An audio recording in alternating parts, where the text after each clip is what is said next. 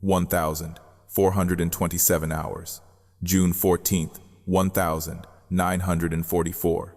The village of Lingèvres, Normandy. Through the periscope of his Sherman Firefly, Sergeant Gordon Harris of the 4th, 7th Royal Dragoon Guards watches a nightmare materialize across the wheat fields. 5 German Panther tanks. And not just any armor, these bear the markings of the Panzer Lehr, the Wehrmacht's elite demonstration division. Range: 800 yards. Closing fast. Harris is commanding a paradox.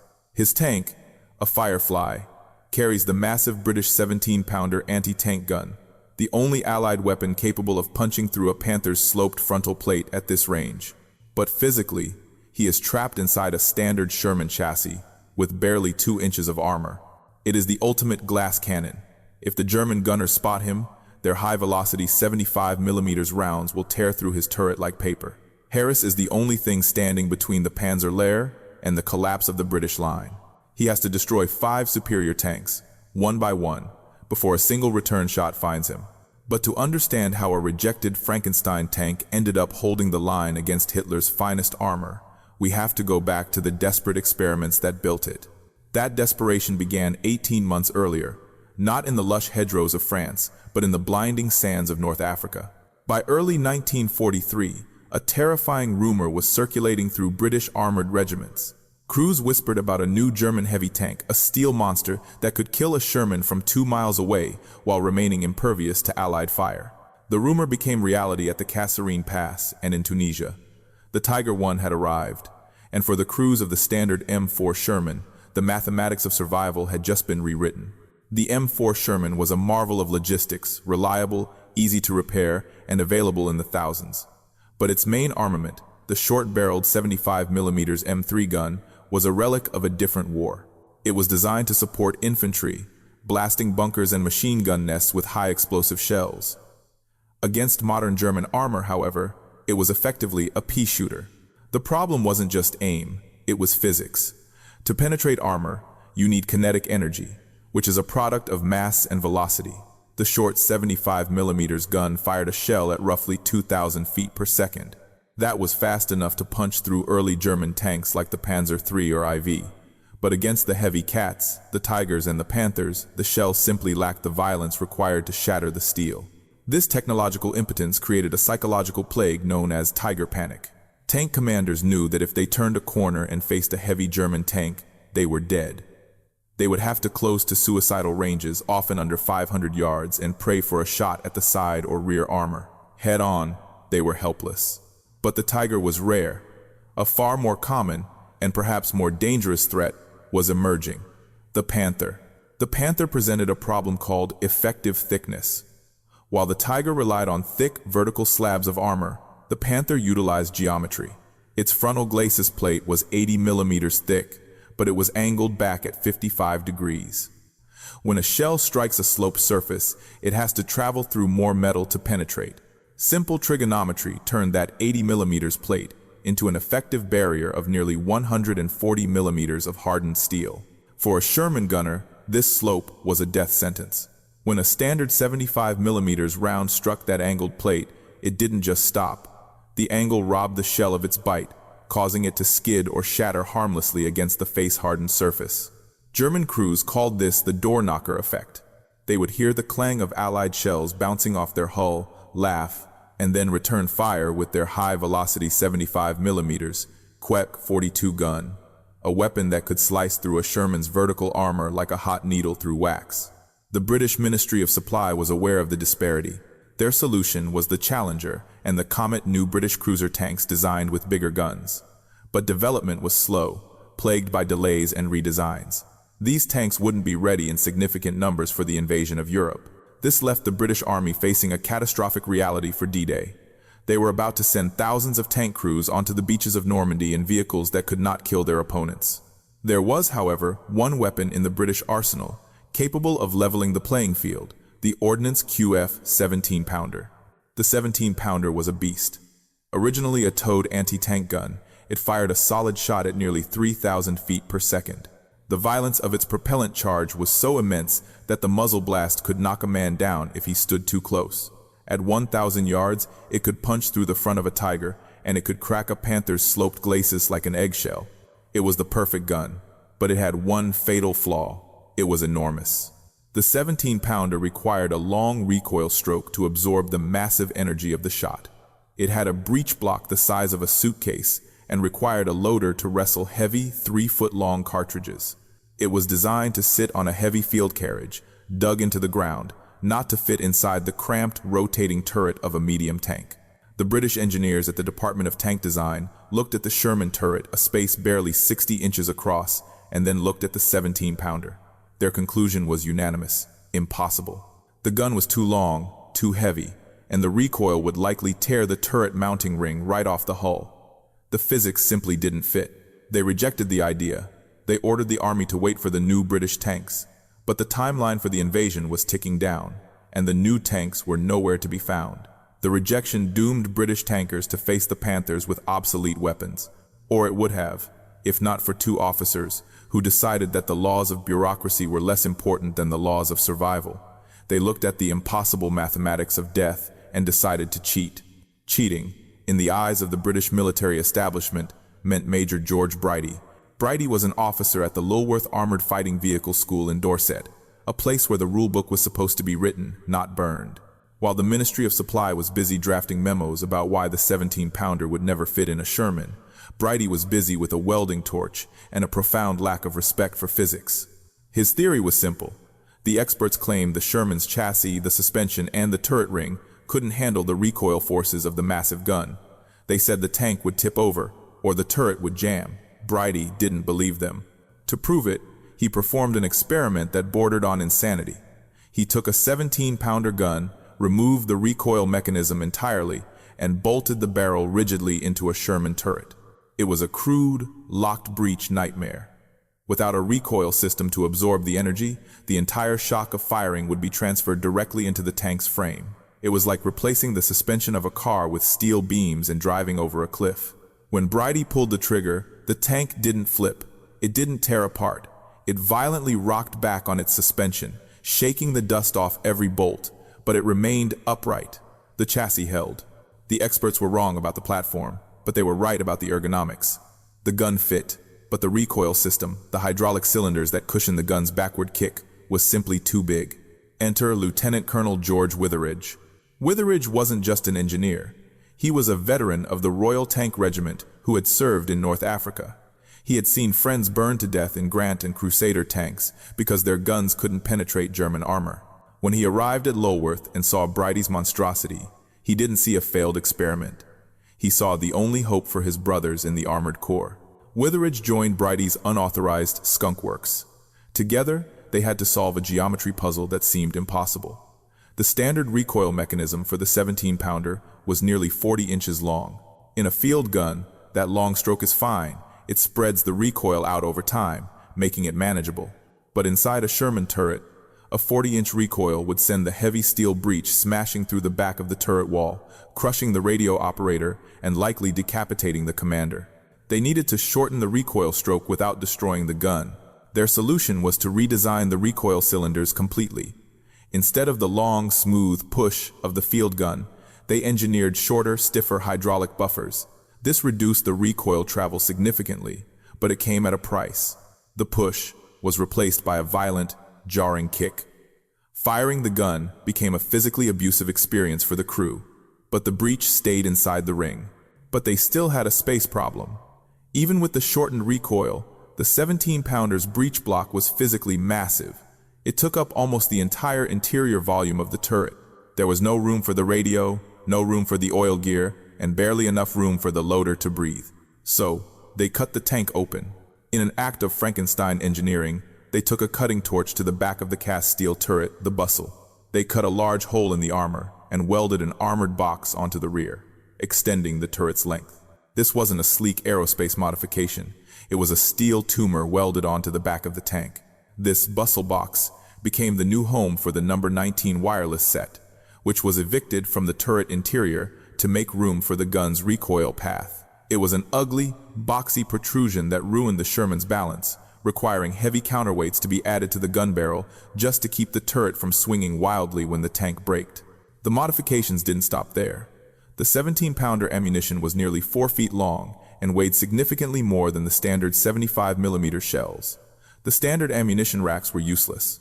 Witheridge made the ruthless decision to eliminate the hull machine gunner, the assistant driver's position. He threw out the seat, threw out the ball-mounted machine gun, and filled the empty space with an armored bin capable of holding the massive 17-pounder rounds. The crew was cut from 5 men to 4. The hull gunner was gone. The loader was now forced to work on the left side of the gun, opposite to standard practice, wrestling 38-pound shells in a space the size of a phone booth, while sitting next to a recoiling breech that could crush his chest if he leaned an inch too far forward. What emerged from the workshops at Lulworth wasn't a polished weapon system. It was a hybrid mutant. It was nose-heavy, the turret was cramped, the engine was overworked, and the muzzle blast kicked up so much dust that the commander had to essentially guess where the shell went. It was a logistical nightmare and an ergonomic disaster. But Witheridge and Brighty had achieved the one thing that mattered. They had successfully mounted the most powerful anti-tank gun in the Allied arsenal onto a chassis that could actually carry it into battle. They called it the Sherman Firefly. They had built the ultimate tank killer. Now, they just had to convince the men in London not to scrap it. Convincing London, however, proved harder than welding steel. The Ministry of Supply did not view the Firefly as a savior. They viewed it as an illegitimate distraction. In the sterile corridors of Whitehall, the tank problem had already been solved on paper. The official solution was the A-30 Challenger, a new British cruiser tank designed from the ground up to carry the 17-pounder. To the bureaucrats, the Challenger was the thoroughbred future of the Royal Armoured Corps. The Firefly was a mongrel, a backyard conversion that threatened to divert resources from the official program. The Department of Tank Design, DTD, issued formal objections that read like a coroner's report for a project that wasn't even dead yet. They argued that the Firefly's turret was undeniably overcrowded. They pointed out, correctly, that the loader would be exhausted after firing only a few rounds. They noted that the radio box upset the center of gravity. In a peacetime trial, these would be valid reasons to fail a prototype. But Witheridge and Brighty weren't operating in peacetime. They were operating on a deadline set by the upcoming invasion of Europe. While the ministry polished their memos, the A-30 Challenger was failing its trials in the mud. The Challenger was a disaster of engineering compromise. To fit the big gun, the designers had simply lengthened the hull of a Cromwell tank and added an enormous, thinly armored turret. The result was a vehicle that was too long to maneuver in tight French villages, too tall to hide, and possessed armor so thin that it offered less protection than the Sherman it was meant to replace. Worse, it was plagued by mechanical teething troubles that meant it wouldn't be ready for mass production until well after the Allies landed in France. The system was prioritizing a perfect failure over an ugly success. The conflict reached its breaking point in the fall of 1943. The Ministry of Supply, frustrated by the stubborn persistence at Lulworth, issued a directive to shut the Firefly project down. The logic was cold. Stop wasting 17-pounder guns on substandard mounts. Witheridge, however, had an ace up his sleeve. He bypassed the chain of command entirely and leveraged his personal connection with Claude Gibb, the Director General of Weapons and Instrument Production. Witheridge didn't argue engineering. He argued timeline. He laid the reality of the calendar on Gibb's desk. The invasion is coming. The Panthers are waiting. The Challenger is broken. If we do not convert these Shermans, British crews will cross the channel with 75mm guns that bounce off German armor, and they will be slaughtered on the beaches. It was a gamble that relied on fear, the fear of a massacre. And it worked. Gibb overruled the Department of Tank Design. He authorized a limited production run of Sherman conversions. But it was a victory in name only. Because of the delays caused by the bureaucratic infighting, the conversion program didn't start until early 1944. The factories were now in a frantic race against the calendar. The conversion process was brutal and slow. Every Sherman, VC or IC had to be pulled from the line, have its turret cut open, the radio box welded on, the gun mount machined, and the recoil system installed. There was no time for ergonomics. There was no time to fix the fact that the muzzle flash blinded the crew. There was only time to weld and ship. By the 31st of May 1944, just 6 days before D-Day, only 342 Fireflies had been delivered to the 21st Army Group. It was a pitiful number for an invasion force of that magnitude. It meant that there weren't enough Fireflies to equip whole regiments. The British Army was forced to ration them, 1 Firefly per troop of 4 tanks. This rationing created a terrifying tactical dynamic. The troop is the basic atomic unit of tank warfare, usually 3 standard Shermans and 1 Firefly.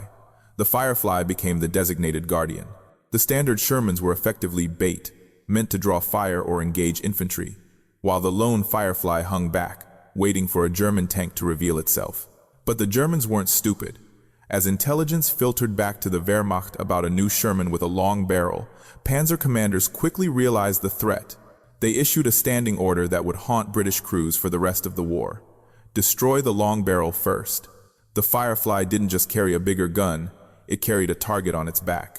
The moment a Firefly rolled onto the battlefield, it became the priority magnet for every German gunner in the sector. The crews knew it. They tried to disguise their tanks. They painted the barrels with counter-shading patterns, white on the bottom, dark on top, to use light and shadow to make the long 17-pounder look like a short 75 millimeters from a distance. They covered the muzzle brakes with netting. They drove with the gun traversed to the rear to hide the length. But camouflage couldn't hide the reality. When Sergeant Gordon Harris rolled his Firefly into the position at Lingèvres, he wasn't sitting in a celebrated wonder weapon. He was sitting in a rush job that the government had tried to kill, protecting 3 other tanks that couldn't protect themselves, facing an enemy who had specific orders to wipe him off the face of the earth first. The bureaucracy had delayed the solution just long enough to ensure the odds were stacked against him. Now, the paperwork was done. The arguments at the ministry were over. The only thing left was the test that actually mattered. The Panzer Lehr were starting their engines. That sound arrived before the steel did the distinctive, metallic squeal of dry tracks turning on road wheels, accompanied by the deep, guttural thrum of Maybach engines. At 1,427 hours, the vanguard of the Panzer Lehr Division emerged from the tree line east of Lingèvres. 5 Panther tanks fanned out in a combat wedge, their long 75 mm barrels sweeping the village outskirts like sensory organs seeking prey. They moved with the confident aggression of men who knew their frontal armor was virtually impenetrable to standard Allied weapons. Inside the turret of his Firefly, Sergeant Gordon Harris didn't watch them with fear. He watched them with the cold calculation of a hunter who knows he has only 1 bullet. Harris had positioned his tank in a hull-down stance behind the village church. To the Germans, the Firefly was invisible, hidden by the stone walls and the foliage.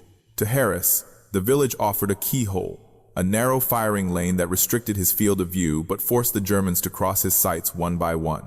Beside him, Trooper McKillop, the gunner, peered through the M70 telescopic sight. His world had narrowed to a circle of magnified glass.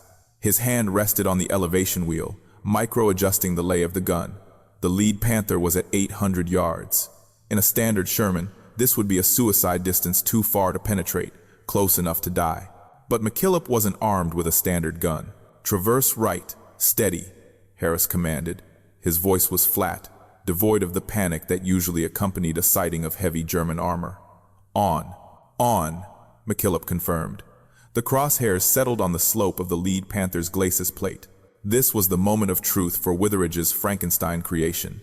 In training, the 17-pounder had proven it could pierce steel plate, but combat is not a firing range. In the chaos of a tank duel, the Firefly's chaotic ergonomics transformed from an annoyance into a lethal liability. The 17-pounder was a high-velocity weapon. When fired, it didn't just push the shell out, it detonated a massive charge of cordite that generated immense overpressure. The muzzle brake at the end of the barrel was designed to vent these gases sideways to reduce recoil, but in doing so, it created a unique tactical hazard: obscuration.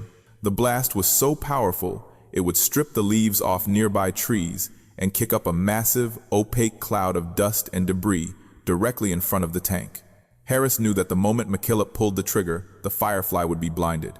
For 2 to 3 agonizing seconds, they would see nothing but brown fog. They wouldn't know if they had hit the target. They wouldn't know if the Panther was returning fire. They would be helpless inside a vibrating steel box, waiting for the air to clear. This was the sniper's dilemma. The weapon that allowed them to kill at range also stripped them of their vision the instant it was used. "Fire," Harris said. McKillop stomped the foot trigger. The result was less a gunshot and more a collision. The 17-pounder roared, the noise deafening even through the crew's headsets.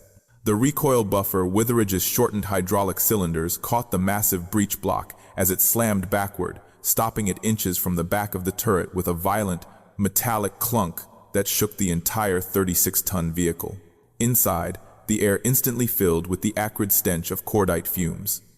Outside, the world disappeared.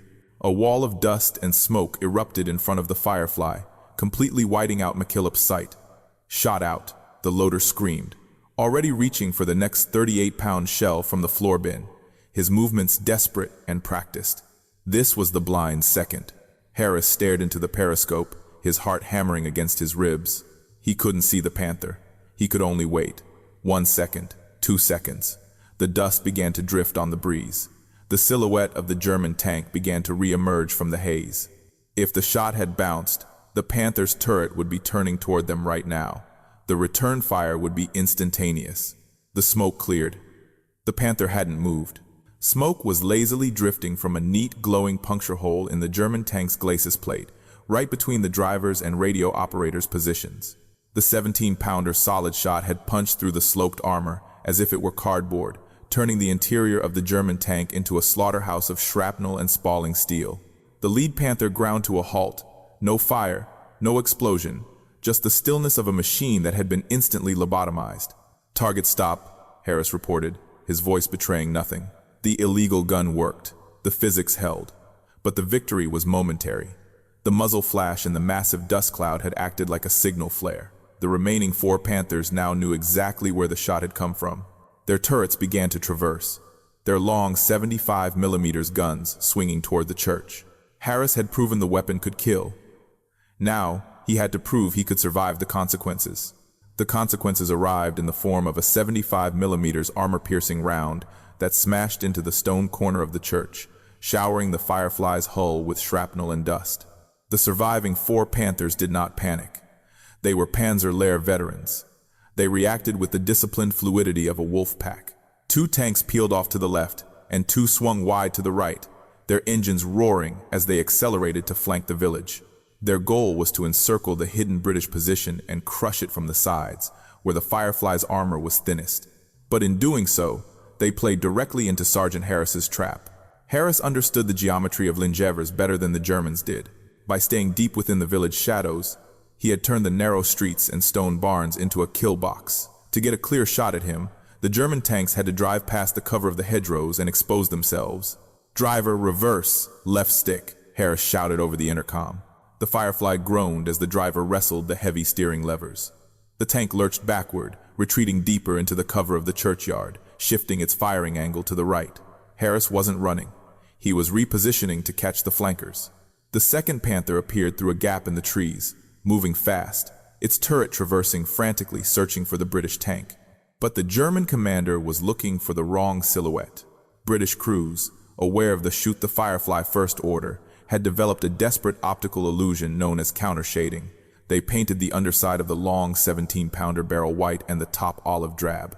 At a distance, the white paint blended with the sky, canceling out the shadow on the barrel's underside.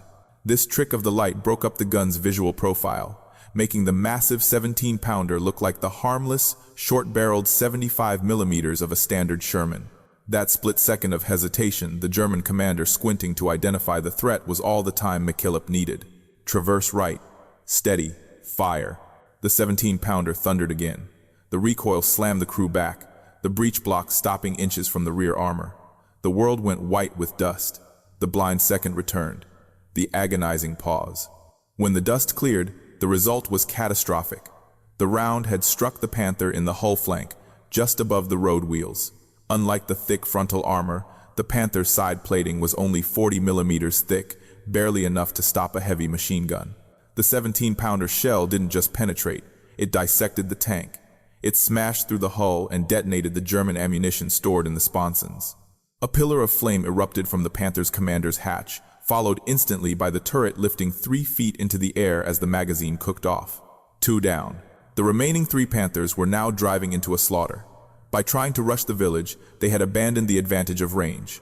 They were fighting a close-quarters knife fight against a gunman who was waiting in the dark.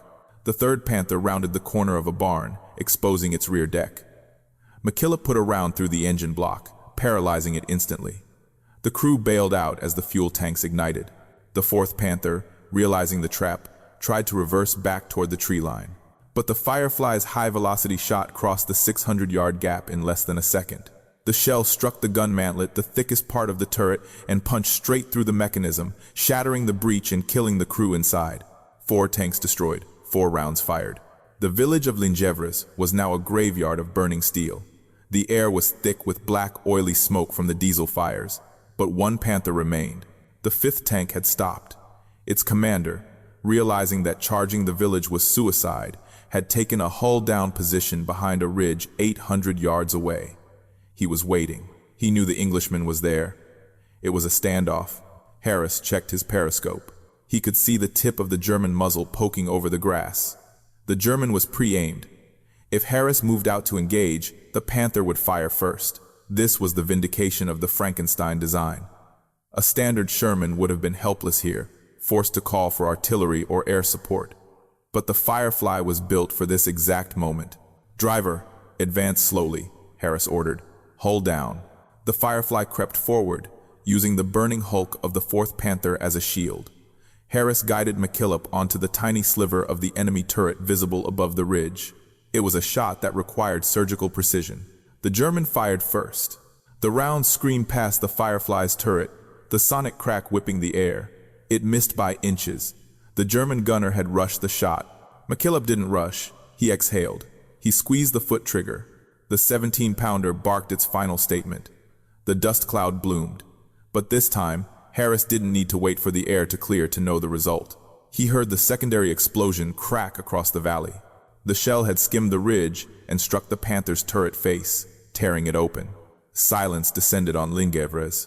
In under 10 minutes, a single rejected tank, built by 2 insubordinate officers in a shed in Dorset, had engaged and destroyed 5 of the most technologically advanced fighting machines in the world. When the intelligence officers from the 21st Army Group arrived later that evening to inspect the carcasses, they found neat, terrifyingly clean punctures in the German armor. The reports they filed didn't just confirm a victory, they validated a heresy. The 17-pounder worked. The clumsy, awkward, illegal Firefly was the only reason the line had held. But as the officers measured the holes in the German steel, they noticed something else, a detail that revealed the true secret of Harris's victory. It wasn't just the gun, it was the ammunition. And that detail exposed a myth that has clouded the history of this battle for 80 years. For decades, military historians and video games have perpetuated the myth that Sergeant Harris achieved his perfect score using a secret wonder weapon, the armor-piercing discarding Sabot, or APDS. The legend goes that Harris's Firefly was loaded with this experimental ammunition, capable of tearing through even the thickest German steel like a laser. The narrative is comforting because it suggests technology won the battle. But the forensic reality of June 14th reveals a truth that is far more uncomfortable for the technocrats and far more impressive for the crew. Harris almost certainly did not use Sabot rounds. He did it with standard steel shot. To understand why this matters, we have to look inside the shell. The APDS round was indeed a marvel of engineering. It encased a subcaliber tungsten dart inside a lightweight sleeve, or Sabot. Upon leaving the barrel, the sleeve would peel away, leaving the heavy, narrow dart to fly at hypersonic speeds, nearly 4,000 feet per second. In theory, it offered 50% more penetration than standard ammunition. But in June 1944, the theory was failing the reality. The early Sabot rounds were flawed. The discarding sleeves often failed to separate cleanly, clipping the muzzle brake or destabilizing the dart as it left the barrel. This caused the projectile to tumble, or yaw, in flight. At 800 yards, a Sabot round might hit the target, or it might fly 20 feet to the left. Harris, a veteran gunner, knew the difference between a laboratory promise and a battlefield liability. He couldn't afford a stray shot. A missed shot meant the blind second, a revealed position, and likely death. The holes found in the Panthers at Lingèvres were clean, consistent punctures made by the standard shot Mark 8 APCBC armor-piercing capped ballistic capped. This wasn't high-tech wizardry. It was a 17-pound sledgehammer. The cap design used a soft steel nose to grip the Panther's sloped armor upon impact, preventing the shell from sliding off, while the hard steel core punched through by sheer kinetic force. By relying on the standard round, Harris was betting his life not on the experimental power of his ammunition, but on the mechanical precision of his gunnery. He defeated the technological superiority of the Panzer Lehr, not with better tech, but with better application of the tools he could trust. The vindication of the Firefly was immediate and absolute. Before Lingèvres, the Firefly was a temporary substitute. After Lingèvres, it became the backbone of the British armored offensive. The skepticism of the Ministry of Supply evaporated overnight. The illegal project that Withridge and Brighty had fought to keep alive was suddenly given the highest production priority in the United Kingdom. Prime Minister Winston Churchill personally began monitoring the conversion rates.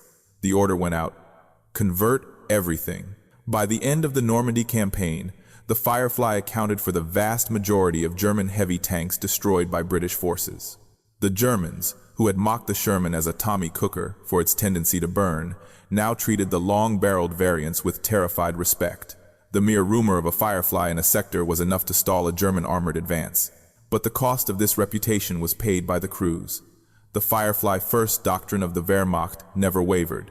To be a Firefly commander was to be the most hunted man on the battlefield. Gordon Harris and Trooper McKillop didn't walk away unscathed. They pushed their luck through the hedgerows of France, into Belgium, and finally into the Netherlands. Their war ended near Nijmegen during Operation Market Garden in September 1944. A German 88mm anti-tank gun, the big brother of the weapon they had feared for years, finally caught them. The shell struck their Firefly dead center. The tank, true to its lineage, burned. But the Frankenstein design had one final mercy. The modified hatches Withridge had fought for allowed the crew to bail out seconds before the ammunition cooked off. Harris and McKillop escaped with their lives, leaving the charred skeleton of their machine smoking in a Dutch field. They were reassigned to a new tank within 3 days. The legacy of the Firefly, however, went far beyond the scrap metal left in the fields of Europe. The desperate improvisation at Lulworth taught the British military a lesson that would define the Cold War. They realized that the era of the cruiser tank, fast, lightly armored, and undergunned, was over. The Firefly proved that firepower was the dominant variable in tank warfare. This realization died with the Firefly in 1945, but it was reborn in its successor, the Centurion. The Centurion was the universal tank the ministry had always wanted: reliable, well-armored, and capable. But its heart was the gun. The early Centurions were armed with an improved version of the 17-pounder, the very weapon Withridge had forced into the Sherman. The lineage of the illegal Lulworth experiments flowed directly into the tank that would defend the West against the Soviet Union for the next 40 years. As for the men themselves, they dissolved back into the anonymity of civilian life. Gordon Harris returned to Yorkshire and spent 40 years working as a garage mechanic, fixing engines with the same quiet, methodical hands that had dismantled the Panzer Lehr. McKillop returned to Scotland and became a mathematics teacher, trading ballistics calculations for algebra lessons. They never wrote memoirs. They never sought fame. They were simply men who had been given a broken, imperfect tool and asked to do an impossible job. And because they did it, the line at Lingèvres held. The Frankenstein tank was retired almost immediately after the war, melted down for scrap or parked in museums as a curiosity. It was an ergonomic disaster, a rushed improvisation, and a bureaucratic nightmare. But for one summer in 1944, it was the only thing that worked. It proved that in the unforgiving calculus of war, a perfect blueprint that arrives next year is worthless compared to an ugly solution that shoots straight today. That ugly solution did more than just shoot straight. It saved the reputation of Allied armor in the West. The Sherman Firefly remains one of the great paradoxes of military history. It was an ergonomic catastrophe, a nightmare to load, and a beacon for enemy fire. Yet it was the most beloved tank in the British Army for a single reason: it worked. It was the physical embodiment of the Dunkirk spirit, the refusal to accept defeat, manifested in 36 tons of welded steel and defiance.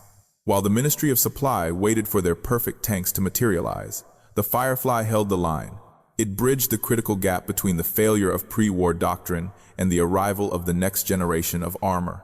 Without the insubordination of Major Brighty and Lieutenant Colonel Withridge, the hedgerows of Normandy would have been a graveyard for the Sherman.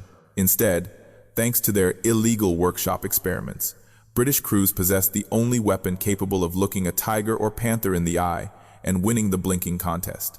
The lesson of Lingèvres is not about the superiority of British engineering, but the necessity of adaptation. In the sanitized vacuum of a design bureau, the Firefly made no sense. It was unbalanced and crude. But on the battlefield, where the only metric that matters is survival, it was a masterpiece. It taught the Allies that you do not fight the war with the weapons you want. You fight with the weapons you can build before the enemy breaks through. The Firefly was a stopgap, a desperate patch on a bleeding wound. But to cure the disease, to build a tank that could match the Panther in speed, armor, and firepower without the compromises, the British needed to do more than just upgrade a Sherman. They needed to understand the DNA of their enemy. They needed to look inside the heart of the German war machine. But Hitler wasn't exactly handing out blueprints. To get that information, the Allies would have to steal it. In the chaotic final months of the war, a small team of British engineers launched a covert operation to hijack a factory-fresh German Panther, drive it through enemy lines, and bring it back to England to reverse engineer its secrets for the upcoming Centurion project. It was a heist that required more nerve than gunnery, and it laid the foundation for the main battle tank of the future. We will decode that operation, the theft that built the modern tank, in our next briefing.